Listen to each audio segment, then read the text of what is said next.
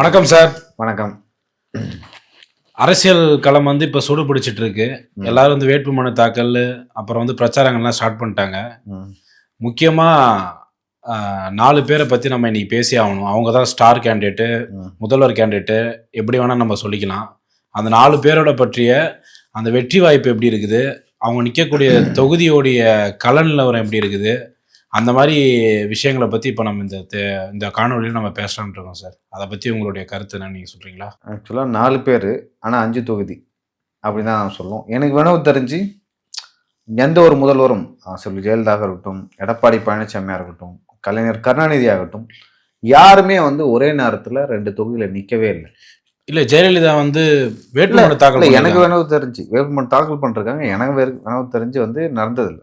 நான் அதை நேரடியாக பார்க்குறேன். விஜய் அவர்கள் அப்படி பண்ணிருக்காரு.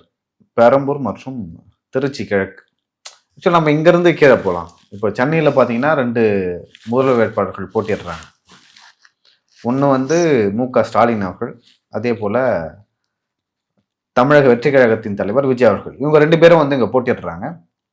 நீங்கள் பார்த்தீங்கன்னா என்னதான் முதல்வர் வேட்பாளர் அப்படின்னு சொல்லிட்டு சொன்னாலும், ஸ்டார் கேண்டிடேட், ஸ்டார் வேட்பாளர், இல்லை ஸ்டார் நட்சத்திர தொகுதி அப்படின்னு சொல்லிட்டு சொன்னாலும், ஸ்டாலின் அவர்களே 2011 எலெக்ஷன் நினைக்கிறேன், கொளத்தூரில் அவர் தோல்வியுற்றார் அப்படின்னு ஒரு செய்தி வந்துச்சு. வந்த பிறகு அவர் அவசரமாக போய் வாக்கு எண்ணிக்கை இடத்துக்கு போகிறாரு. அங்கே போயிட்டு நான் வெற்றி பெற்றேன்னு ஒரு சர்டிஃபிகேட்லாம் காட்டினார். ஞாபகம் இருக்கா? அப்பவே ஒரு மாதிரியான சர்ச்சை நடந்தது. அது தொடர்பாக வழக்குமே போட்டிருக்காங்க. அந்த வழக்கும் நடந்துக்கிட்டு இருக்கு. ஸோ அப்படி இருக்கும்பொழுது அவங்க எவ்வளோ பெரிய ஆளவனாக இருக்கலாம், அவங்க எவ்வளோ நட்சத்திர அந்தஸ்தவனாக இருக்கலாம், முதல்வராக இருக்கலாம். ஏன்னா சில ஜெயலலிதா அவர்களே பர்கூரில் தோத்துருக்காங்க. அப்படி இருக்கும்பொழுது இவங்க முதல்வர் வேட்பாளர் தானே, இவங்க பெரிய ஆள் தானே, இவங்க வின் பண்ணுறாங்க அப்படின்னு சொல்லிட்டு நம்ம யாரையுமே ரொம்ப அதிகப்படுத்தியும் பேசக்கூடாது, குறைச்சும் பேசக்கூடாது. ஏன்னா யார் எப்போ வெற்றி வேணால் வரலாம். இப்போ கொளத்தூர் தொகுதி ஸ்டாலின் அவர்கள் நிற்கிறாரு. எனக்கு தெரிஞ்சு ஒரு 4-5 எலெக்ஷனாக அங்கே நிற்கிறாரு கொளத்தூரில். அவரை எதிர்த்து ஒரு ஸ்ட்ராங்கான கேண்டிடேட் இல்லை அப்படின்னு தான் நம்ம சொல்லுவோம். இப்போ சைதை துரைசாமி தான் அவர் எடுத்து நின்னாரு. ஏன்னா செல்வி ஜெயலலிதா அவர்களுக்கு ஸ்டாலின் இந்த தேர்தலில் தோக்கணும் அப்படின்னு சொல்லிட்டு அவங்க முழுவீச்சா பணியாற்றினாங்க. அந்த காலகட்டத்தில் சைதை துரைசாமி அவர்கள் சென்னையோட மேயராக இருந்தார். கொஞ்சம் ஃபேமஸாக இருந்தார். சென்னையே ஒரு கண்ட்ரோலில் இருந்துச்சு. இன்னொரு பக்கம் சேகர் பாபு இருந்தார். இப்போ சேகர் பாபு அதிமுகவில் இருக்கிறார். அப்போ சேகர் பாபு அவங்க இறக்கி விடக்கூடாது, சைதை துரைசாமியை இறக்கி விடணும். ஏன்னா அவர் மனிதநேய அறக்கட்டளை வச்சிருந்தாரு.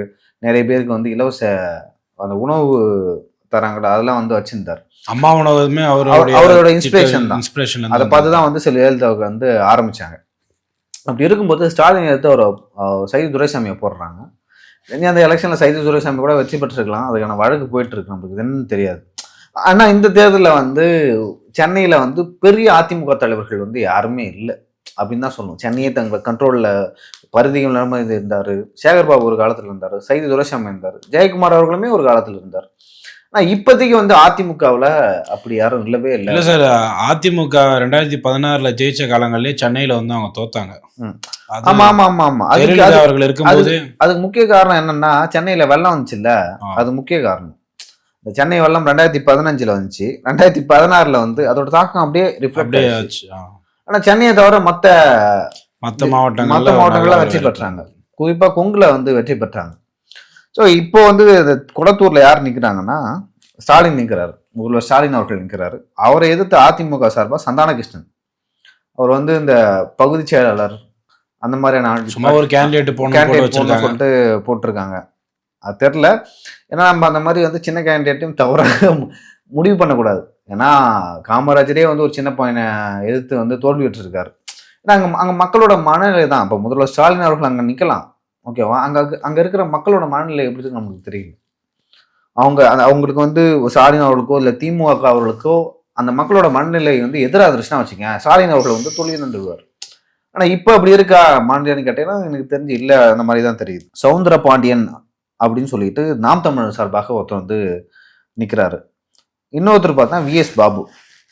விஎஸ் பாபு யாருன்னு பார்த்தீங்கன்னா அதிமுகவில் முன்னாள் திமுகவில் இருந்து அதிமுகவில் இப்போ திரும்பி தாவேக்காவுக்கு போயிருக்காரு. ஸோ விஎஸ் பாபு தமிழக வெற்றி கழகம் சார்பாக நின்று இருக்காரு. விஎஸ் பாபுவா, இந்த ஸ்டாலின் அவர்களா, சந்தானகிருஷ்ணன் அவர்களா, இல்லை சவுந்தர பாண்டியன் அவர்களா அப்படின்னு சொல்லிட்டு பொறுத்துன்னு தான் பார்க்கும். ஏன்னா ஸ்டாலின் அவர்கள் வந்து ஒரே ஒரு தொகுதி தான் நிற்கிறாரு, கான்ஃபிடண்டா இருக்காரு. அவர் வின் ஒரு தொகுதியில வெற்றின்னு நம்ம அறிவிச்சிருக்கோம். அந்த அளவுக்கான வேலைகளை செஞ்சுட்டு இருக்கிறாங்க சார். இல்ல ஆக்சுவலா அந்த தொகுதியை வந்து ஸ்டாலின் அவர்கள் வந்து போறாரோ இல்லையோ சேகர் பாபு போய் பார்த்துப்பாரு.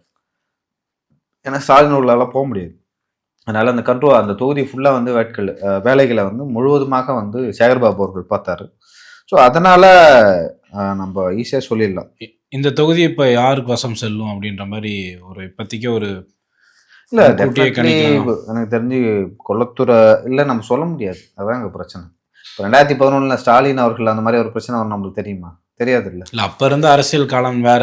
மின்வெட்டு பிரச்சனை, 2G ஊழல் பிரச்சனை, திமுகவுக்கு எதிரான மிகப்பெரிய அலை, அப்புறம் ஏடிஎம்கே சார்பில் அமைச்ச கூட்டணி அப்படின்ற ஒரு காரணத்தால அது அப்போ இருந்திருக்கும். பட் இப்போ அந்த மாதிரியான சுச்சுவேஷன் எதுவும் இல்லைல்ல. இப்போ வந்து ஒரு ஸ்டாலின் அவர்களுக்கு தான் இருக்கு. சென்னையை பொறுத்து சென்னை வந்து ஒவ்வொரு காலத்துலையும் ஒரு கட்சி கீழே இருந்துச்சு. இப்போ 2011 பார்த்தோன்னா ஃபுல்லாக ஏடிஎம்கே தான் வின் பண்ணாங்க. 2016 தலைகீழாக நடந்துச்சு. 2021 இன்னும் தலைகீழாக நடந்துச்சு. இப்போ வந்து லைக் ஏடிஎம்கே வின் பண்ணுறதுக்கான வாய்ப்பு இருக்குது, டிஎம்கே வின் பண்ணுறதுக்கான வாய்ப்பு இருக்குது. ஆனால் சபைகள் என்ன சொல்லுதுன்னா குளத்தூர்ல ஸ்டாலின் அவர்கள் தான் வெற்றி பெறுவார் அப்படின்னு சொல்லிட்டு சொல்லுது. அடுத்து பார்த்தீங்கன்னா பெரம்பூர் தொகுதி இன்னொரு ஸ்டார் கேண்டிடேட் தமிழக வெற்றி கழகத்தின் தலைவர் விஜய் அவர்கள் வந்து இப்போ முன்னாடியே நமக்கு தெரிஞ்சிச்சு பெரம்பூர் தான் நிற்க போறாரு விஜய் அவர்கள்னு. பெருசா வந்து சர்ப்ரைஸ்லாம் இல்லை. ஆனா விஜய் எதிர்த்து திமுக சார்பா யார் நிற்க போறாங்க அப்படின்னு சொல்லிட்டு ஒரு கேள்வி எழுந்தது. ஸோ அப்படி இருக்கும்போது ஆதி சேகர் அவர்கள் வந்து விஜய்க்கு எதிராக, எனக்கு தெரிஞ்ச அவர் வேற தொகுதியை சேர்ந்தவர், விஜய்க்காகவே இந்த தொகுதியில் வந்து இறக்கி விடப்பட்டுள்ளார் அப்படின்னு சொல்லிட்டு சொன்னாங்க. இன்னொரு பக்கம் வந்து அதிமுக அந்த தொகுதியை பாமக வந்து கொடுத்தது. இப்போ விஜய் நிற்க போறாருன்னா அதிமுக ஒரு ஸ்ட்ராங்கான கேண்டிடேட் நிறுத்தணும், ஆனா நிறுத்தல. அதை வந்து தூக்கி வந்து பாமக கொடுத்துட்டாங்க. ஏன் பாமக கொடுத்தாங்களான்னு சொல்லல. பாமக யார் நிற்க போறா? திலகபாமா. ஏன்னா ஏற்கனவே 2021 தேர்தலில் சேப்பாக்கத்துல வந்து உதயநிதி ஸ்டாலினுக்கு, ஏன்னா ஃபர்ஸ்ட் தேர்தல் உதயநிதி அப்ப இருக்கும்போது யாரு ஒருத்தர் நின்னாரு பாமக. இப்ப அந்த மாதிரிதான் விஜய்க்கும் வந்து பாமக திலகபாமா அவர்களை, ஏன்னா ஏற்கனவே திலகபாமா ஆத்தூர் தொகுதியில ஒருவேளை எதிர்கட்சிகள்லாம் வந்து களத்தை எளிமையாக்குறாங்களோ விஜய்க்காக. அப்படி அப்பனா இல்ல, நீ எதிர்கட்சினா திமுக வந்து ஆதிசேகர் பெரியார் இல்ல, ஓகேங்களா, அவரு வந்து நிக்கிறாருன்னா அது வந்து ரொம்ப பெரிய விஷயம். டஃப் பைட்டு கொடுப்பாரு. பெரம்பூர்ல எப்படியாவது விஜயை தோக்கடிச்சிடணும். ஒருத்தவங்க கூட வந்து திமுகலே வெற்றி பெறக்கூடாது அப்படின்னு சொல்லிட்டு திமுக காரங்க, உதயநிதி அவர்கள், ஸ்டாலின் அவர்கள் எல்லாமே நினைப்பாங்களா இல்லையா? நான் போற இடம் எல்லாத்தையும் போய் பேசிட்டே போறாரு திமுகவை பத்தி. அதிமுக காரங்களே திமுகவை அப்படி அட்டாக் பண்ணல, ஆனா விஜய் அவர்கள் அட்டாக் பண்றாரு. 2 பேருக்கு தான் போட்டி அப்படின்னு சொல்லி எங்க போனா சொல்றாரு. ஒன்னு டிவிக்கே, ஒன்னு டிஎம்கே. அப்படி இருக்கும்போது ஆதிசேகரை வந்து இறக்கி விட்டுருக்காங்க. அங்க பலிகாட் ஆறு யாருன்னு பாத்தீங்கன்னா ஆதிசேகர். நம்மளுக்கு அதுக்கப்புறம் வந்து நாம் தமிழர் கட்சி வெற்றி தமிழன். கிட்டத்தட்ட எனக்கு வந்து வெற்றி தமிழன் நான் வந்து ஒரு 15 வருஷமா தெரியும். நான் வந்து காலேஜ் படிக்கிறது வந்து காலேஜுக்கு அடிக்கடி ஒருவர் நான் பார்ப்போம். நாங்கள் 2 பேரும் நிறைய ஆர்ப்பாட்டங்களில், கருத்தரங்களில் வந்து கலந்துருக்கோம். நிறைய அட்வைஸ் பண்ணுவார் வெற்றி தமிழன் அவர்கள். அவருக்கு வந்து வாழ்த்துக்கள். அவர் வந்து உண்மையாகவே வந்து வெற்றி பெறுவாரா தோல்வி பெறுவாரா அதை தாண்டி அவர் வந்து பெறக்கூடிய ஒவ்வொரு வாக்குகளுமே வந்து 1000 வாக்குகளுக்கு சமம். வெற்றி தமிழன் பேர், ஏன்னா பணம் கொடுக்காம, பரிசு பொருள் கொடுக்காம, சோறு கொடுக்காம, ஒரு வசீகர முகம் இல்லாம, வசீகர முகம்லாம் தாண்டி இப்ப நாம் தமிழுக்கு ஓட்டு போடுறான்னு அந்த சித்தாந்தத்துக்காகவும், சித்தாந்தம் தான் சீமான் அவர்கள் வந்து அதன் பிறகுதான் சித்தாந்தம் தான் வந்து அங்க வந்து முதல்ல நிற்கும். அப்ப தமிழ் தேசியத்தை யார் ஏற்றுக்கொண்டார்கள்? யாருக்கெல்லாம் தமிழ் தேசியம் பிடிக்கும்? ஏன் தமிழ் தேசியம் பிடிக்கும்?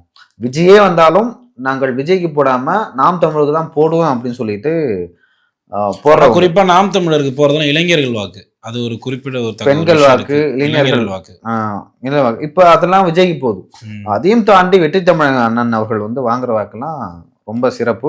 ஸோ இதுல நம்மளுக்கு தெரியும் பெரம்பூர்ல வந்து ஏன் நிக்கிறாரு அப்படின்னு சொல்லிட்டு. அங்க நிறைய பேர் என்ன சொல்றாங்க, கிறிஸ்தவர்கள் அதிகமா இருக்காங்க சென்னையில, பெரம்பூர்ல. ஸோ அதனால நிக்கிறாரு அப்படின்னு சொல்லிட்டு சொல்றாங்க. எனக்கு தெரிஞ்சு அதெல்லாம் உண்மையா இருக்காது. சென்னையில வந்து சர்வே பண்ணிருப்பாங்க எந்த தொகுதி வந்து வெற்றி வாய்ப்பு அதிகமா இருக்கு அப்படின்னு சொல்லிட்டு செக் பண்ணிருப்பாங்க. ஸோ அங்க இருக்கும்போது பெரம்பூர் வந்து உங்களுக்கு பெஸ்டா தோணி இருக்கலாம். ஸோ நம்ம பெரம்பூர்ல நிற்கலாம் அப்படின்னு சொல்லிட்டு. ஏன்னா என்ன ஒரு காரணமும் சொல்லுது, விஜய் வந்து டீப் சவுத்துல இல்லைன்னா வந்து நார்த்ல விழுப்புரம் மாவட்டம் அந்த மாதிரி மாவட்டத்தை வந்து ஃபோக்கஸ் பண்ற மாதிரி ஒரு பேச்சு இருந்தது. ஏன் திடீர்னு இந்த மாற்றம் வந்திருக்கலாம்? சென்னை, இல்ல திருச்சி நான் வந்து அப்படின்ற இப்ப மாதிரி. இல்ல நிர்மல், நான் எப்பயோ வந்து ஒரு விஷயம் சொன்னேன் என்னன்னா, விஜய் அவர்கள் வந்து ஒரே ஒரு தொகுதியில நிக்க மாட்டாரு, கண்டிப்பா 2 தொகுதியில் நிப்பாரு. ஏன் 2 தொகுதியில நிப்பாருன்னா, அவர் சென்னையில என்னன்னு வச்சுங்க, ஃபுல் ஃபோக்கஸும் சென்னையில இருக்கும், வேற எங்கேயுமே போகாது. ம். ஓகேவா? இப்ப திருச்சியில் நிக்கிறாருன்னா அது தமிழ்நாடு வரைக்கும் பேசுவாங்க. லைக் திருச்சி அதை சுற்றி இருக்கிற ஏரியாக்கள், அதோட தாக்கம் அது வரைக்கும் இருக்கும் அப்படின்னு நான் சொல்றேன். ஸோ அது இருக்கணும் அப்படின்னு சொல்லிட்டு தான் விஜய் அவர்கள் வந்து நிற்கிறாரு. இது நான் நான் மட்டும்தான் பேசுனேன் எனக்கு தெரிஞ்சு. இல்ல நீங்க உங்களுடைய கருத்து இது இருக்கு. ஆனா பொது வெளியில என்ன சொல்லிக்கிறாங்கன்னா, ம், எதுலயா ஒண்ணுத்துல தோத்துருவாரு. ம், ஸோ அதனால 2 இடத்துல நம்ம போட்டியிட்டோம்னா எதனா ஒரு இடத்துல ஜெயிச்சிடலாம் அப்படின்ற மாதிரி வந்து எதிர்க்கட்சிகள், மத்த அரசியல் சரி, அப்ப விமர்சகர்கள் எங்க தோப்பாருன்னு ஒரு கேள்வி இருக்குல்ல. ஆ, எங்க தோப்பாரு? பெரம்பூர்ல வந்து இப்போ இப்போ நம்ம வந்து திருச்சி கிழக்குன்னு ஒரு விஷயம் இருக்கு. திருச்சி கிழக்குக்கே போயிடலாம். இப்போ திருச்சி கிழக்குல வந்து அங்க வந்து வெற்றி வேட்பாளர் யாருன்னா இனிகோ இருதயராஜ், தமிழ்நாடு கிறிஸ்துவ நல்லெண்ணெய் இயக்க தலைவர். ம். கிட்டத்தட்ட அவர் பிஸ்னஸ் மேனு. ஸோ அந்த இயக்கம் மூலமா வச்சு கிறிஸ்தவர்களுக்கு தன்னை வந்து ஒரு பிரதிநிதியாக காட்டிக்கிறாரு. இனிகோ இருதயராஜ் எனக்கு வந்து ரொம்ப நல்லா தெரியும், நல்ல பழக்கம். கால் பண்ணா எப்போ வேணா பேசுவார். சரி, இப்ப நீங்க சொல்ற அந்த விஷயம் ஒரு கிறிஸ்தவர் வாக்குகளை வந்து குறி வச்சு நிக்கலன்னா, திருச்சி கிழக்குல அங்கேயும் போய் அந்த அந்த தொகுதியை சூஸ் பண்ணணும். ஒரு கிறிஸ்தவர்களோட முகவரின்னு சொல்லிட்டு இப்ப இனிகோ இருதயராஜ் ஏன் சூஸ் பண்றாரு? திமுக நிறுத்துது, எதுக்கு நிறுத்துறாங்க? கிறிஸ்தவர்களோட வாக்கு வாங்க. அதுதான் விஜய், அது ஸ்ட்ராட்டஜி. நம்ம ஏன் அதை வந்து மதமா பார்க்கணும், ஜாதியா பார்க்கணும்? அது ஒரு ஸ்ட்ராட்டஜி. எங்கன்னா சரி, நீ வந்து அவனுக்கு வந்து திறமை இல்லை, தந்திரம்னு சொல்லுவாங்களா, தந்திரம் அந்த மாதிரி தான் எடுத்துக்கணும், இல்ல சாணக்கியத்தனம். விஜயும் சாணக்கியத்தனமா செயல்படுறாரு இந்த விஷயங்கள்ல, வாக்கு அரசியல்ல. நீ வந்து கூட முன்னாடி சொன்னீங்கல்ல, பெரம்பூர்ல வந்து கிறிஸ்தவர்கள் அதிகமா இருக்காங்க. அது போல இன்னொன்னு என்ன சொன்னீங்க, திருச்சி கிழக்குல இனிகோ இருதயராஜுக்கு எதிராக அது கிறிஸ்தவ பேரவைன்னு ஒண்ணு வச்சு நடத்துறாரு. ஸோ அவருக்கு ஆப்போசிட்டா நிற்கிறாரு. அங்க வந்து கிறிஸ்தவ மக்களும் அதே போல விஜய் அவர்களோட சமூகத்தினர் வந்து ரொம்ப அதிகமா இருக்கிறதா அங்க நிக்கிறதா சொல்றாங்க. ஸோ எது எப்படி இருந்தாலும் வந்து இப்போ நிறைய பேர் தமிழ்நாட்டில் வந்து சாதி மதம் இதை வச்சுதானே அரசியல் பண்றாங்க. அதை விஜய் வந்து மாற்றம் சொல்லிட்டு சொல்றாரு, ஏன் அங்க நிக்கிறாருன்னு ஒரு விமர்சனம் அவர் மேல எழுது. ஸோ அது நம்ம எப்படி இருக்குன்னு தெரியல, அதுக்கு விஜய் அவர்கள் தான் வந்து பதில் சொல்லணும். நான் ஏன் திருச்சி கிழக்கு நிற்கிறேன் அப்படின்னு சொல்லிட்டு சொல்லவே இல்லை. அது ஒரு சர்ப்ரைஸ் எல்லாத்துக்குமே. பெரம்பூரை பற்றி பேசியிருந்தாங்க. ஆமாம், பெரம்பூர் பேசிட்டு இருந்தாங்க, இல்லை வேற ஏதாவது தொகுதியில் பேசினாங்க. திருச்சி கிழக்குன்றது உண்மையாலுமே அது திடீர்னு வந்த அறிவிப்பு தான். அது அதுக்கு பின்னாடி வந்து இதுதான் இருக்கும். லைக் எனக்கு தெரிஞ்சு வந்து எதிர்காலத்தில் வந்து பெரம்பூரில் கூட வந்து ரிசைன் பண்ணுவார், திருச்சி கிழக்கில் வந்து ரிசைன் பண்ண மாட்டார் அப்படின்னு நான் நினைக்கிறேன். சார், அதை வெற்றி வாய்ப்பு அவருக்கு எப்படி சார் இருக்கு அந்த 2 தொகுதிகள்லையுமே? இல்லை, பெரம்பூரில் வந்து ரொம்ப பிரகாசமாக இருக்குது அப்படின்னு சொல்லிட்டு சொல்லலாம். ஆக்சுவலாக வந்து பெரம்பூரில் வந்து 2 விதமாக பார்க்கலாம். ஒன்று பிரகாசமாக இருக்குது, இன்னொன்று வந்து ஆர்டி சேகர் வந்து ஆளுங்கட்சிக்காரரு, பணத்தை எந்த அளவுக்கு இறக்க வேணால் இறக்குவார். அதை தாண்டி விஜய் வந்து பணம் கொடுக்க மாட்டார்னு நினைக்கிறேன். வாய்ப்பு இல்லை. ஓகேங்களா? அப்போது ஒரு ஒரு பக்கம் வாக்கு வந்து ஆளுங்கட்சிக்கு போகும், அதுலேயே வந்து ஆளுங்கட்சி வாக்குலேயே கொஞ்சம் வந்து தமிழக வெற்றி கழகத்துக்கு போகும். திலகபாமா இருக்காங்க பாமக சார்பா, அவங்க கொஞ்சம் வாக்குகள் வாங்குவாங்க. இப்போது 100 வாக்கு இருக்கு, 100 வாக்கை வந்து கொஞ்சம் கொஞ்சமாக பிரியுதுன்னு வச்சிங்களேன். அதில் 60 ஒருத்தவங்க வந்து 40 வாங்குறாங்க, 60 வந்து 2ஆ பிரியுது, 30-30ன்னு சொல்லிட்டு மீதி 40 வாக்கு வாங்கவங்க தான் வெற்றி பெறுவாங்க. ஸோ அந்த வகையில் வந்து திலகபாமா வெற்றி பெறதுக்குமே வாய்ப்பு இருக்குது. நம்ம வந்து ஏன்னா விஜய் வாங்கக்கூடிய வாக்குகள் எல்லாமே திமுக எதிர்ப்பு வாக்குகள், ப்ளஸ் திமுக கோர் ஓட் பேங்க் இருக்குல்ல, தலித்ஸு, கிறிஸ்டியன்ஸு, அதே போல் முஸ்லிம்ஸு, பெண்கள், இளம் பெண்கள், இளைஞர்கள், இந்த வாக்குகள்லாம் வந்து திமுகவோட கோர். லைக் அந்த கட்சியில் இருக்கவங்க இல்லை நியூட்ரலாக இருக்கவங்க 2021, 2019, 2024 ஓட்டு போட்டவங்க எல்லாமே அப்படியே விஜய்க்கு மாறினா திமுகவுக்கு வந்து ஓட்டு போகிறது வந்து எப்படி சொல்றது ரொம்ப கஷ்டம். இப்போ திமுகவுக்கு யார் போடுவான்னு ஒரு கேள்வி இருக்குல்ல. ஸோ விஜய்க்கு வந்து எல்லாமே போடுறாங்க, திமுகவுக்கு யார் போடுவாங்க? ஸோ இதுவே வந்து எடப்பாடி பழனிசாமி ஒரு ஸ்ட்ராட்டஜியாக நான் பார்க்குறேன். ஒன்று வந்து இந்த ஓட்டு வந்து பிரியணும், அப்படி 2ஆ பிரிஞ்சா அதில் வந்து நம்மளுக்கு அதிகமாக ஓட்டு வரும். அதான் 50 ஓட்டு இருக்கு, உனக்கு 25 எனக்கு 25 வருது, நான் 30 வாங்கினா நான் தான் வெற்றி பெறுவேன். ஸோ அந்த வகையில் வந்து இங்கே பெரம்பூரில் வந்து லைக் அதிமுகவுக்கும் ஒரு ஓட் பேங்க் இருக்குது, ப்ளஸ் பாமக வன்னியர்களும் கணிசமான அளவு வந்து அங்கே இருக்கிறாங்க, தாண்டி பாஜகவுக்கும் அங்கே வாக்கு வங்கி இருக்குது. ஸோ இதெல்லாம் கணக்கி கொண்டு பார்த்தீங்கன்னா நம்ம பெரம்பூரில் வந்து விஜய் வெற்றி பெறுவார். அப்படி இல்லைன்னா திலகபாமாவுக்கு வந்து வாய்ப்பு இருக்குது. எனக்கு ஆர்டி சேகர் அவருக்கு தெரியல, ஸோ திருச்சி கிழக்கில் பார்த்தீங்கன்னா, இப்போ திருச்சி கிழக்கில் வந்து நான் நிறைய பேர் இந்த மக்கள் கருத்து சொல்லுவாங்களா பைட்டு, அதை பார்த்தேன். எல்லாமே விஜய் விஜய் விஜய்ன்னு தான் சொன்னாங்க. இல்லை அது பார்த்தோன்னா மோஸ்ட்லி தமிழ்நாடு ஃபுல்லாக விஜய் விஜய் தான் சார் சொல்கிறாங்க.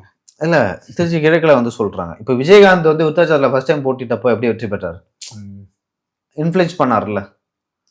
ஸோ அந்த மாதிரி தான் நான் அங்கே பார்க்குறேன். அங்கே திருச்சி கிழக்கில் வந்து போட்டிடுறத. ஏன் திருச்சி கிழக்க வந்து லைக் ஒரு இனிக்கோ ஒரு ராஜிக்கு வந்து இனிக்கோ ஒரு ராஜி அவரோட முகமே மாறிடுச்சு. எந்த அளவுக்கு மாறிடுச்சுன்னா, விஜய் எதுக்கு வந்து இங்கே வந்து போட்டிடுறாரு? ஏற்கனவே பெரம்பூரில் போட்டிடுறாரு. அவரோட விருப்பம். எங்கே வேணா ஜெயிச்சானா ஒரு இடத்துல ராஜினாமா பண்ணிட்டு போக போறாரு, அவ்வளோதான். இல்லை அது வாஸ்தவம் தான். அது எங்கே வேணா போயிட்டோம், அது அவரோட தனிப்பட்ட விருப்பம். ஓகேவா? இதுக்கு வந்து திருச்சி கிழக்க வந்து சூஸ் பண்ணாரு. ஏதாவது ஒரு ஸ்பெசிபிக் ரீசன் சொன்னோம்ல. இப்போ கொளத்தூர்ல வந்து ஸ்டாலின் ரொம்ப நேரம் இருக்காரு. எடப்பாடி பழனிசாமி சொந்த தொகுதி, அது அடமொழியாவே வந்து. இப்போ விஜய் அவர்களுக்கு வந்து சொந்த ஊர் வந்து இங்க ராமநாதபுரம் தங்கச்சி மடத்துக்கிட்ட ஏதோ அங்க ஊர். அங்க ஏன் போட்டி போடல? ஏன் இங்க வராரு அப்படின்னு ஒரு கேள்வி இருக்கு. சரி, அவர் சென்னையில இருக்காரு, அதான் சென்னையில ஒரு தொகுதியை போட்டிடுறாரு. திருச்சி கிழக்க ஏன் சம்மந்தமே இல்லாம எடுத்தாரு அப்படின்னு ஒரு கேள்வி இருக்கு. ஸோ திருச்சி கிழக்கில் பார்த்தீங்கன்னா ராஜசேகரன் அதிமுக சார்பாக போட்டிடுறாரு. அதே போல கிருஷ்ணசாமி அவர்கள் வந்து போட்டிடுறாரு. ஸோ இங்கே வந்து வெற்றி வாய்ப்பு வந்து இனிக்கோ ராஜா, ஜோசப் விஜயா. இங்கேயும் வந்து என்ன பிரச்சனைனா, இப்போ இவங்க 2 பேருமே கிறிஸ்துவாக்குகளை வந்து நம்பி இருக்கிறாங்க. கிறிஸ்துவாக்கள் 2ஆ பிரியுதுன்னு வச்சுங்களேன். லைக் ஹிந்து வாக்கு இரட்டையில. சார் விஜய்க்கு வந்து அது அந்த ஒரு விஷயத்துல வந்து ஏற்றுக்க முடியாது சார். கிறிஸ்தவர் வாக்குன்னு இல்லை, ஆல்மோஸ்ட் எல்லா வாக்குகளுமே போகும். அப்படி போகுதுன்னா இனிக்கோ ராஜிக்கு வேணா கிறிஸ்தவ வாக்குகள்னு நீங்க சொல்லி பிரிக்கலாம், இல்லை சிறுபான்மையினையும் பிரிக்கலாம். பட் விஜய்க்கு பொறுத்த வரைக்கும் அனைத்து சமூகத்துல இருக்கிற வாக்குமே போறதுக்கான வாய்ப்புகள் தான் சார் இருக்கு. இல்ல வாய்ப்புகள் இருக்கு, நான் இல்லைன்னு சொல்ல. அப்ப நீங்க ஒரு வாதம் வைக்கிறாங்கல்ல, அங்க என்ன வாதம்? அங்க வந்து விஜயோட ஜாதிக்காரங்க நிறைய பேர் இருக்காங்க, அதனாலதான் அங்க போறான்னு சொல்லிட்டு சொல்றாங்கல்ல. அப்ப அதாவது அது ஒரு ஸ்ட்ராட்டஜின்னா, திமுக வந்து எந்த சமூகங்களுடைய வாக்க நம்பி இருக்காங்களோ அங்க ஒரு அடி அடிக்கணும், அந்த மக்கள் என்கிட்ட தான் இருக்கணும் அப்படின்ற ஒரு கான்செப்டால கூட அங்க போய் இருந்திருக்கலாம். இல்ல விஜய் அவர்கள் ஏன் அங்க போனாருன்னு வந்து இப்போ வரை எனக்கு தெரியல. சரி, அவங்க தான் சொல்லணும் ஏன் திருச்சி கிழக்கில் நிக்கிறாங்க, என்ன காரணம். கண்டிப்பா அது வெளியே வராது. வெளியே வராது. சரி, விஜய் அங்க போட்டிடுறாரு. ராஜசேகரனும் அங்க போட்டிடுறாரு. ராஜசேகரனும் ஓரளவு வந்து அங்க செல்வாக்கு மிக்கவர் தான். அதிமுகவோட திருச்சி கிழக்கோட பொருளாளர் ராஜசேகரன் அவர்கள். ஸோ அவர் வந்து அங்க போட்டிடுறாரு. நாம் தமிழர் கட்சியின் சார்பாக கிருஷ்ணசாமி அவர்கள் வந்து திருச்சியில போட்டிடுறாரு. ஸோ அவருக்கும் வந்து வாழ்த்துக்கள். அடுத்ததாக எடப்பாடி தொகுதியில் வந்து நம்ம சொல்ல, எடப்பாடி தொகுதியில் வந்து நீங்கள் அவர் பேரே சொல்லாமல் எடப்பாடி தொகுதி என்ன அவரை மையப்படுத்தினாலே அந்த தொகுதி யாருன்னு தெரிஞ்சிடும். ஆமாம், முகவரியே தேவையில்லை. இவங்களுக்காவது வந்து குளத்தூர் அப்படின்னு சொன்னாதான் தெரியும். அவருக்கு அந்த முதல் எழுத்தை சொன்னாலே தெரியும். இல்லை எடப்பாடி மட்டும் இல்லை, சேலம் ஃபுல்லாகவே அவர் கண்ட்ரோலில் இருக்கு. ஸோ அந்த அளவுக்கு வந்து இன்ஃப்ளூயன்ஸ் பண்ணுற எடப்பாடி பழனிசாமி. நீங்கள் சேலம் போனீங்கன்னா வச்சுங்களேன், எங்கே சுற்றி பார்த்தாலும் பாலம், தடுப்பணை அப்படின்னு சொல்லிட்டு இருக்கும். ஸோ ரோடெலாம் அவ்வளோ க்ளீனாக வச்சுருப்பாரு. ஸோ அவங்க ஒரு தொகுதியிலையும் சரி, அவர் மாவட்டத்திலையும் எந்த பிரச்சனையும் வரக்கூடாது அப்படின்னு சொல்லிட்டு கண்ணும் கருத்துமாக எடப்பாடி பழனிசாமி வேலை செய்கிறார். ஸோ அவர் தொகுதியை பொறுத்த வரைக்கும் அவருக்கான ஆப்போனண்ட் யாருமே இல்லை. இப்போ சைதை துரைசன்னாச்சும் 2011 ஸ்டாலினுக்கு எதிராக வந்து போட்டிட்டார். கண்டிப்பாக ஒரு 6000 ஓட்டு வித்தியாசம் அதில் வந்து வெற்றி பெறான்னு அதை விட கம்மியான வாக்கு தான் வாக்குகள் வந்து சொல்கிறாங்க. ஆனா எடப்பாடி பழனிசாமியோட கிட்ட கூட யாரும் நெருங்க சார். ஆனா கடந்த தேர்தலில் எடப்பாடி பழனிசாமி வந்து 97,000 வாக்குகள் வித்தியாசத்துல ஜெயிச்சார் சார் போன தேர்தல். இப்போ வந்து தமிழகத்துல 2வது அதிக வாக்கு. இப்போ வந்து கொஞ்சம் அதிகமாகலாம், இல்லை கொஞ்சம் குறையலாம், ஓகேவா? ஆனா அவர் தான் வந்து வெற்றியை வந்து மெயின்டைன் பண்ணுவாரு. அதை தாண்டி வந்து இப்போ வந்து ஒரு பிம்பம் கிரியேட் ஆயிருக்கு. ரொம்ப இயல்பா இருக்கிறாரு, நடிக்க மாட்டாரு, மனப்பாடம் பண்ணி வச்சு பேச மாட்டாரு எடப்பாடி பழனிசாமி அப்படின்னு சொல்லிட்டு. எனக்கு பர்சனலாக வந்து நான் பார்த்ததில்ல, போய் பேசினதில்லை அவர்கிட்ட. பட் நான் தூரத்துலேருந்து பார்த்துக்கிறேன். ரொம்ப வந்து எளிமையானவர். உண்மையாலுமே அரசியல் சாணிக்கிறனா அது எடப்பாடி பழனிசாமி தான் சொல்லணும். ஏன்னா நம்ம பாஜக கிட்ட வந்து 50 சீட்டு 60 சீட்டு கொடுக்க போகிறாங்க, 70 சீட்டு கொடுக்க போகிறாங்கன்னு பேச்சு இருந்துச்சு. ஆனால் கடைசியில் வந்து மார்க்கெட்டில் விலை போகாத கத்திரிக்காயெல்லாம் அந்த தள்ளி விட்டாரு. நம்ம அதனால ஒரு நாள் வந்து அதை பற்றி பேசலாம். ஸோ எந்த அளவுக்கு வந்து அவர் அந்த நெகோசியேஷனில் வந்து ஸ்ட்ராங்காக இருக்கிறாரு. அமித்ஷா சொல்லியுமே வந்து சில விஷயங்கள் வந்து அவர் பண்ணலையும். இதெல்லாம் பண்ண முடியாது, இது பண்ண முடியும். அவர் வந்து எப்படி சீட்டு பார்த்து ஆரம்பிப்பாருன்னா, இப்போ வந்து 20 சீட்டு கொடுத்தாங்களா பாஜக 2021ல்? 19 சீட்டு 19 கொடுத்தாங்க. அந்த 19ல் 4 ஜெயிச்சாங்களா? 4ல இருந்து தான் ஆரம்பிப்பார். 2000 ஆமாம் 4 8 இல்லை 10 வாங்கிங்க, ஓட் பர்சன்டேஜ் அதிகமாக இருக்கீங்க அப்படின்னுவார். அப்புறம் பேசி கெஞ்சி தான் வந்து 27 தொகுதி வாங்கினாங்க. ஸோ அந்த அளவுக்கு வந்து இந்த நெகோசியேஷனில் ரொம்ப ஸ்ட்ராங்காக இருக்கிறவர். ஸோ அவரை எதிர்த்து காசின்னு சொல்லிட்டு எடப்பாடியில் யாரோ நிற்கிறாங்க. இல்லை சார், இங்கே நீங்கள் சொல்கிறது கூட ஸ்டாலின் எதிர்த்து இவர் போகிற ஒரு ஸ்ட்ராங்கான கேண்டிடேட் சொல்லலாம். அதே போல் வந்து நீங்கள் விஜய் எதிர்த்து நிற்கிறத நீங்கள் சொல்கிறீங்க. அந்த மாதிரி வந்து இவருக்கு பேரே தெரியலையே, இவர் பேரை கண்டுபிடிக்கிறதே ரொம்ப கஷ்டமாக இருக்குது காசின்றவர். ஸோ இல்லை அந்த அளவுக்கு வந்து அவருக்கு எதிராக வந்து ஸ்ட்ராங்கான வேட்பாளர் எனக்கு தெரிஞ்சு அங்கே வந்து சேலத்தில் சொல்லிக்கிற மாதிரி யாருமே இல்லை திமுகவில். ஒரு காலத்தில் வந்து வீரபாண்டி ஆறுமுகம் இருந்தார் திமுகவில். ஸோ அதன் பிறகு வந்து திமுகவில் ஒரு சொல்லிக்கொள்ளும்படி வந்து பெரிய ஆட்கள் யாருமே இல்லை. அதுதான் உண்மை. அதுவும் எடப்பாடி பழனிசாமி அந்த இமேஜுக்கு ஈக்குவலாக யாருமே இல்லை அப்படின்னு தான் சொல்லணும். அடுத்து வந்து நாம் தமிழ் கட்சியின் சீமான் அவர்கள் காங்கிரஸில் வந்து ஒரு பெரிய கலைவரமே போயிட்டுருக்கு. என்னன்னா காங்கிரஸில் வந்து ஒரு வெளிப்படைத்தன்மை இல்லை, சீட்டு வந்து பேரம் நடக்குது, எங்களை கலந்து ஆலோசிக்க மாட்டுறாங்க அப்படின்னு சொல்லிட்டு பல கூக்குரல்கள் எழுது. ஜோதிமணி குறிப்பாக ட்வீட் போட்டாங்க, பிரவீன் சக்கரவர்த்தி அப்படின்னு பார்த்தீங்கன்னா தொடர்ந்து வந்து காங்கிரஸில் எல்லாம் பேசிக்கிட்டு இருக்காங்க. அப்படி பேசிகிட்டு இருக்கும்போது காரைக்குடியில் ஏன் காரைக்குடியை பற்றி பேசுனா நாம் தமிழ் கட்சியின் சீமான் அங்கே நிற்க போகிறாரு. அவரை எதிர்த்து அமமுகவின் தேர்போகி பாண்டி நிற்கிறாரு. தமிழக வெற்றி கழகம் சார்பாக பிரபு அப்படின்னு சொல்லிட்டு நிற்கிறாரு. ஆனால் காங்கிரஸ் சார்பாக வந்து இன்னும் வேட்பாளர் அறிவிக்கல. ஆனால் இது தொடங்கிருச்சு, வேட்புமனு தாக்கல் செய்யறது வந்து தொடங்கிருச்சு. இன்னைக்கே வந்து 3 பேர் வேட்புமனு தாக்கல் செஞ்சாங்க. சீமான் அவர்கள், அதே போல விஜய் அவர்கள், ஸ்டாலின் அவர்கள் 3 பேர் வேட்புமனு தாக்கல் செஞ்சாங்க. 3 பேரும் ஒரே நாளில் செஞ்சுருக்காங்க. இன்னைக்கு ஏதோ நல்ல நாள்னு நினைக்கிறேன். அது டைமிங்கு நாள் அப்படிலாம் சொல்லிட்டு பார்த்துட்டு போயிருக்காங்க.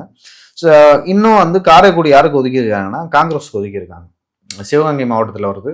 ஸோ அங்கே வந்து காங்கிரஸ் ஓரளவு ஸ்ட்ராங்காக இருக்கும்னு சொல்லிட்டு அவங்க நம்புகிறாங்க. ஸோ அந்த வகையில் வந்து காங்கிரஸ் தொகுதி அந்த அந்த காரைக்குடி தொகுதி வந்து காங்கிரஸுக்கு ஒதுக்கப்பட்டிருக்கு. இங்கே வந்து ஏற்கனவே சீமான் அவர்கள் வந்து திருவொற்றியூரில் நின்னார். திருவொற்றியூரில் வந்து நாடார்கள் வந்து அதிகமாக இருக்காங்க. ஸோ அதனால் வந்து ஒரு சேஞ்சுக்கு வந்து நம்ம திருவொற்றியூரில் நிற்கலாம் அப்படின்னு சொல்லிட்டு நின்னார். இது 35,000 40,000 வாக்குகள் வாங்கினார்னு நினைக்கிறேன். ஸோ வெற்றி பெறவில்லை. இந்த முறை வந்து காரைக்குடியில் நிற்கிறாரு. காரைக்குடியில் காங்கிரஸ் கொடுத்துருக்காங்க. காரைக்குடியில் அமமுகவும் ஸ்ட்ராங், இரட்டை இலை வேற. ஏன்னா அது வந்து அந்த இல்லை கடந்த தேர்தலே கணிசமான வாக்குகளை பிரிச்சாருன்னு சொல்றாங்க. பிரிச்சாரு. இப்போ வந்து அமமுக சார்பாக தேர்போக்கி பாடி நிற்கிறாரு. காங்கிரஸுக்கு வந்து லைக் உங்களுக்கே தெரியும், காங்கிரஸ் நம்ம ஏன் வாக்களிக்கணும்னு ஒரு கேள்வி வரும். அங்கே யார் கேண்டிடேட்னே தெரியல, ஏன் வாக்களிக்கணும்னு ஒரு கேள்வி வரும். மொத்தம் 27 வேட்பாளர்கள், 28 பேர்னு நினைக்கிறேன் காங்கிரஸில், 28 பேர். ஸோ அந்த 28 பேரும் வந்து சவுத் சைடில் தான் ரொம்ப அதிகமாக இருக்காங்க. ஸோ அந்த வகையில் உங்களுக்கு இது வந்து நாடாளுமன்ற தேர்தலாக இருந்தால், ஒருவேளை நாடாளுமன்ற தேர்தலாக இருந்தால் முன்னேறே வேட்பாளர் அறிவிச்சிருப்பாங்க. வேட்பாளர் நம்ம போகலாம் அப்போ பிஎம் எலெக்ஷன் அப்படின்னு சொல்லிட்டு ரொம்ப இம்பார்ட்டன்ட். ஆமாம். இப்போ வந்து தமிழ்நாட்டில் இருக்கவங்க காங்கிரஸ் தானே, நம்ம எதுக்கு போடணும், நம்ம ஊருக்காரங்களுக்கே போடலாம் அப்படின்னு சொல்லிட்டு வருவாங்க. ஆனால் சீமான் அவர்கள் வந்து வெற்றி பெற போறாரா அப்படின்னு பார்த்தீங்கன்னா தெரியல அப்படின்னு தான் நான் சொல்லணும். சார் எல்லாருக்குமே சொன்னீங்க, இவரை மட்டும் இப்படி விட்டுறீங்களே. ஏன்னா இவர் வந்து காரைக்குடியில் இதுக்கு முன்னாடி பொலிட்டிக்கலாக என்ன பண்ணாரு? சரி, நீங்கள் ஒர்க் பண்ணியிருக்கணும் முன்னாடி. எலெக்ஷனுக்கு வந்து ஒரு 2 மாதத்துக்கு முன்னாடி வந்து அறிவிச்சுட்டு வந்து இனிமேல் தான் நீங்கள் ஒர்க் பண்ணி நிற்க போகிறீங்கன்னா எப்படி வெற்றி பெற முடியும்? இப்போ குளத்தூத்துக்கெல்லாம் வந்து சிஎம்மாக இருந்தாலும், சிஎம்கிட்ட காசு இருந்தாலும், அவர் வந்து அந்த பெரிய கட்சியோட தலைவராக இருந்தாலும் வீழ்ந்து கவனிக்கிறாங்க அந்த தொகுதி. உண்மைதான். ஓகேங்களா? ஆனால் அண்ணா நிற்க போகிறாருன்னா வந்து 1 வருஷத்துக்கு முன்னாடியே வந்து போய் நீங்கள் வேலை பார்த்துருக்கணும். காரைக்குடிக்கு வந்து என்ன வேணும், என்ன பிரச்சனை, மக்களை சந்திக்கிறது என்ன, எந்தெந்த சாதிகள், அவங்க பாஷையை சொன்னால் குடிகள் தமிழ் என்னென்ன தமிழ் குடிகள் இருக்குது அப்படின்னு சொல்லிட்டு நீங்கள் போய் அலசி ஆராய்ஞ்சு இந்நேரம் வந்து வேலை செஞ்சுருக்கணும். அப்படின்னு சொல்லிட்டு இருக்கும்போது சீமான் அவர்கள் வந்து லைக் ஒரு ப்ராப்பரான அரசியல் கட்சியாக வந்து ஒரு அரசியல்வாதியாக தன்னை மாற்றிக்கணும் அப்படின்னு நினைக்கிறேன். ஸோ அண்ணன் அவர்களை வந்து எனக்கு நீண்ட காலமாக தெரியும். அப்படி இருக்கும்பொழுது அண்ணன் அவர்கள் வந்து நிறைய ப்ரெஸ் மீட் கொடுக்குறாரு. அப்படி ப்ரெஸ் மீட்டு கொடுக்குறத வந்து ஒரு பொலிட்டிக்கல் ஆக்டிவிட்டியாக களத்துக்கு போயிட்டு ஸோ ப்ராப்பரான ஒரு அரசியல்வாதியாக வந்து மாறணும் அண்ணன். ஒரு ஆர்ப்பாட்டம், ஒரு போராட்டம், ஒரு மாநாடு, அதன் பிறகு வந்து போயிட்டு எங்கேனாச்சும் குவாரி இருந்தால் போய் தடுக்கிறது, அந்த மாதிரிலாம் பார்த்ததே இல்லை. என் மண்ணை காப்பேன், மக்களை காப்பேன் அப்படின்னு சொல்லிட்டு சொல்கிறாங்க. ஆனால் மண், மக்கள், மலை எல்லாத்தையும் வந்து லாரியாக அழுட்டு போகிறாங்க. அண்ணன் வேடிக்கை பார்த்து தான் இருக்காரு. அந்த நிலம் கையில் சிக்கிச்சுன்னா வச்சுங்க நீ செத்த அப்படின்னு சொல்லிட்டு சொல்கிறாரு. அதிகாரத்தை வந்து யாருமே வந்து கையில் கொடுக்க மாட்டாங்க. ஓகேங்களா? நம்ம போராடணும். அட்லீஸ்ட் நடக்கிற தப்பை வந்து தட்டி கேட்கணும். ஆனால் அண்ணன் சீமான் அவர்கள் வந்து நடக்கிற தப்பெல்லாம் வேடிக்கை பார்த்துட்டு பேசிட்டு போகிறாரு. ஸோ அதோட நிறுத்திக்கிறாரு. பட் கிரவுண்டில் பொலிட்டிக்கலாக சீமான் அவர்கள் தமிழ்நாட்டில் என்ன சாதிச்சார்னு ஒரு கேள்வி இருக்குது. அவர் சித்தாந்தம் வந்து ஒரு நல்ல சித்தாந்தம். அந்த சித்தாந்தத்துக்கான பொலிட்டிக்கல் ஆக்டிவிட்டி என்ன? மணல் அள்ளுறாங்க, மலையை குடையிறாங்க, அதை தடுத்தார் அவர். தமிழ்நாடு அரசுன்னு போக்குவரத்து அதில் தமிழ்நாடு அரசுன்னு போட வச்சாரு. அதிகபட்சம் எனக்கு தெரிஞ்சு அதுவும் அவர் தான் பண்ணிருக்க மாட்டார். சொந்த விருப்பத்தின் பேரில் நாம் தமிழ் கட்சி நண்பர்கள் பண்ணியிருப்பாங்க. ஒரு சொந்தமாக பண்ணிருக்க மாட்டார். சரி, பொலிட்டிக்கல் ஆக்டிவிட்டி பண்ணணும். லைக் எப்படின்னா, ஒரு தவறு நடக்குதுன்னா அதை சுட்டி காட்டணும், அது நடக்காமல் தடுக்கணும், அதில் நம்ம பேர் வாங்கணும். ஓகேங்களா? இப்போ பரந்தூர் விமான நிலையம் இருக்குது, என்னை மீறி வரக்கூடாது அப்படின்னு சொல்லிட்டு சொல்லணும். இப்போ கடலில் வந்து செலவைக்க போகிறாங்க கருணாநிதி அவர்களுக்குன்னு சொல்லிட்டு சொன்னாங்க. நீ வச்ச நான் உடைப்பேன்னு சொல்லிட்டு சொன்னார். அது தீவிரமாக எதிர்த்தார்ல. தீவிரமாக எதிர்த்தாரு. ஆமாம். இப்போ மணல் அள்ளுறாங்க, மலையை அதை ஏன் தீவிரமாக எதுக்க மாட்டாரு? ஏன் ஸ்பாட்டுக்கு போக மாட்டாரு? ஏன் தடுக்க மாட்டாருன்னு ஒரு கேள்வி இருக்குது. ஸோ இதெல்லாம் ஒரு பண்ணணும். பண்ணால் தான் மக்களுக்கு வந்து ஒரு மேலே நம்பிக்கை வரும். அப்போ தான் அண்ணன் தேர்தலில் இல்லை அவர் கேட்கலாம்ல, எவனுமே பண்ணல, இதெல்லாம் நான் ஏன் பண்ணணும்னு கேட்டார். அப்புறம் எனக்கு நான் உனக்கு வாய்ப்பு கொடுக்கணும்? எதுக்கு ஓட்டு போகணும்? எதுக்கு சிஎம் ஆக்கணும்? இப்போ நான் சிஎம் வந்தால் நான் தான் அதை தடுப்பேன். நான் தான். அவர் தான் அதுக்கான விளக்கத்தை சொல்கிறல. நீ ஓட்டு போட்டு கொண்டு போய் ஒருத்தனை உட்கார வைப்பேன், அவன் பண்ணுற தப்புக்கு நான் வந்து நிற்கணுமான்னு கேட்குறாரு. சரி, அப்படி கேட்குறாருன்னு வச்சிங்களேன். அப்போ உனக்கு மட்டும் நான் ஏன் ஓட்டு போகணும்? நீ ஓட்டு போட்டும் அதை தான் பண்ண போகிறா? எனக்கு ஆட்சியை கொடுன்னு அதுக்கப்புறம் நான் செஞ்சு காட்டுறேன்னு சொல்கிறாரு. இப்போ எனக்கு ஆட்சி கொடுத்தா நானே பண்ணுவேன்ல. இப்போ சீமான் அவர்கள் மட்டும் பண்ண மாட்டாங்க. உனக்கு ஆட்சி கொடுத்தா நீமே வந்து என்ன நினச்சாலும் பண்ணலாம், நானும் என்ன நினச்சாலும் பண்ணலாம். அந்த வகையில் காரைக்குடியில் வந்து ஒன்று காங்கிரஸ், அதெல்லாம் தேர்போகி பாண்டி, இவங்க 2 பேருக்கு தான் வாய்ப்புகள் அதிகமாக இருக்குது. தமிழக வெற்றி கழகத்தின் வேட்பாளர் பிரபுவை விட வந்து வாக்குகள் பெற்றால் சீமான் அவர்கள் வந்து அதுவே பெரிய விஷயம் நான் நினைக்கிறேன். பார்க்கலாம். நன்றி.